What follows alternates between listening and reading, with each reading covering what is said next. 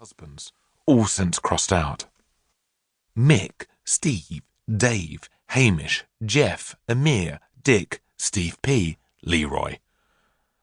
"Oh dear," the woman spat, her mouth full of crisps. Oh dear, how very, very sad. It's heartbreaking. The poor little thing has snuffed it.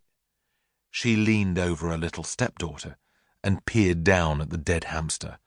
She sprayed the carpet with half-chewed pieces of crisp as she spoke. Dear, oh dear, and all that stuff, she added, in a tone that did not sound even remotely sad. Just then, a large piece of half-chewed crisp sprayed from Sheila's mouth onto the poor thing's little fluffy face. It was a mixture of crisp and spit. The technical name for this is a spisp. Zoe wiped it away gently as a tear dropped from her eye onto his cold pink nose. "Here, I've got a great idea," said Zoe's stepmother. "I'll just finish these crisps, and you can shove the little thing in the bag. I won't touch it myself. I don't want to catch something." Sheila lifted the bag above her mouth and poured the last of the prawn cocktail crisp crumbles down her greedy throat. The woman then offered her stepdaughter the empty bag. "There you go. Bung in here quick before it stinks the old flat out." Zoe almost gasped at the unfairness of what the woman had just said. It was her fat stepmother's prawn cocktail crisp breath that stank the place out.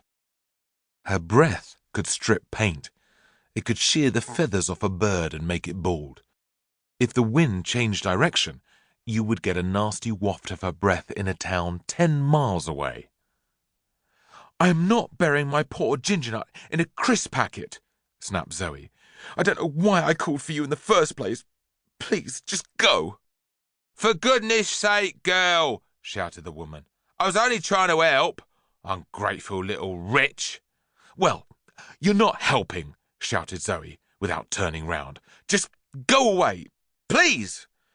Sheila thundered out of the room and slammed the door so hard that plaster fell from the ceiling. Zoe listened as the woman she refused to call Mum trudged back to the kitchen, no doubt to rip open another family-sized bag of prawn cocktail crisps to fill her face with.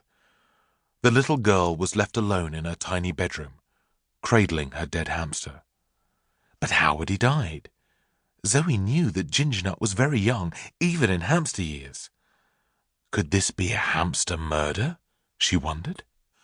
But what kind of person would want to murder a defenseless little hamster? Well, before this story is over, you will know. And you will also know that there are people capable of doing much, much worse.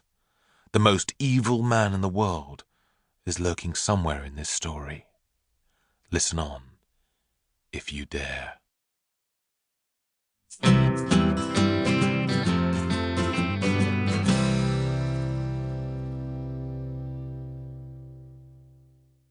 Chapter 2. A Very Special Little Girl. Before we meet this deeply wicked individual, we need to go back to the beginning. Zoe's real mum died when she was a baby, but Zoe had still had a very happy life. Dad and Zoe had always been a little team, and he showered her with love. While Zoe was at school, Dad went out to work at the local ice cream factory. He had adored ice cream ever since he was a boy and loved working in the factory, even though his job involved long hours, not much money, and very hard work. What kept Zoe's dad going was making brand new ice cream flavors. At the end of every shift at the factory, he would rush home excitedly, laden with samples of some weird and wonderful new flavor for Zoe to be the first to try. Then he would report back what she liked to the boss. These were Zoe's favorites: Sherbet Bang, Bubblicious Bubblegum, Triple Choconut Fudge Swirl, Candy Floss Supreme, Caramel and Custard, Mango Surprise, Cola Cube and Jelly, Peanut Butter and Banana Foam, Pineapple and Licorice, Whiz Fizz Space Dust Explosion. Her least favorite was Snail.